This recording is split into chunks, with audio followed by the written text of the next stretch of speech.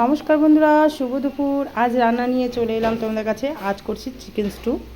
তো দেখো, চিকেন নিয়েছি, এদিকে গাজর, পেঁপে, টমেটো দিয়ে করব।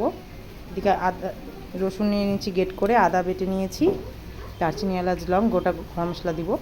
তো প্রথমে সরষা তেল আছে, সরষা তেল দিয়ে করছি। তো তেল মধ্যে দারচিনি, এলাচ, লংটা দিয়ে দিলাম আগে। দেওয়ার পরে রসুন কুচিটা দিয়ে দিব, রসুন কুচি দিলাম, আদা বাটাটাও দিয়ে দিলাম, দিয়ে একটু নাড়াচাড়া করে কয়েক পিস মাংসের পিসটা দিয়ে দেবো, যেটা মেয়ের জন্য করছি, ছোটো মেয়ের জন্য, আর বাদ বাকিটা বড়ো মেয়ের জন্য এমনি ঝাল মাংস করে দেবো। তো দেখো, মাংসটা নাড়াচাড়া করে কিছুক্ষণ একটু ভেজে নিব।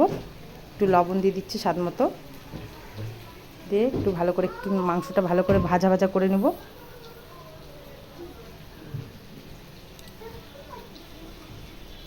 তার মধ্যে সবজিটা এখন দিয়ে দেবো। সবজি দিয়ে আবারও ভালো করে এটা ভাজবো কিছুক্ষণ ধরে। কিছুক্ষণ ধরে দেখো ভাজা ভাজা হয়ে আসছে। পেঁয়াজটা পরে দিয়েছি, বলা হয়নি। পেঁয়াজটা দিয়ে এবারে ভাজা ভাজা করে নিলাম। এখন এই যে ঝোলের জন্য জল দিয়ে দিচ্ছি। ঝোল ফুটে গেছে, এখন আমি গোলমরিচের গুঁড়াটা দিয়ে দিচ্ছি, দিয়ে এটা প্রেসারে সিটি দিয়ে নিব 3টা, কারণ যাতে ভালো মতো সব কিছু সবজি গলে যায়, মাংসটা গলে যায়, তাহলে ভালো লাগবে।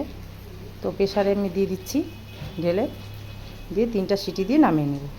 আর এখানে কর্নফ্লাওয়ার ব্যবহার করব না, কারণ ও ভাতের সঙ্গে খাবে। তো তো দেখো, সিটি দেওয়ার পরে চলে এলাম। দেখো, নামিয়ে নিচ্ছি ঝোলটা। খেতে কিন্তু খুব টেস্টি হয়েছিল। তো দেখো, বাটিতে নামিয়ে নিলাম, হয়ে গেছে কিন্তু আমার চিকেন স্টু। কেমন লাগলো চিকেন স্টুটা করা? তোমরা বাড়িতে এরকম করে খেতে পারো। সত্যি বলছি, খুবই টেস্টি হয়।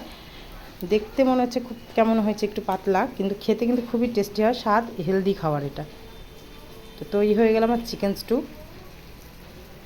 কেমন লাগলো জানিও বন্ধুরা। তো শুভ দুপুর, সবাই ভালো থেকো, সুস্থ থেকো। তো রাখছি বন্ধুরা, টাটা।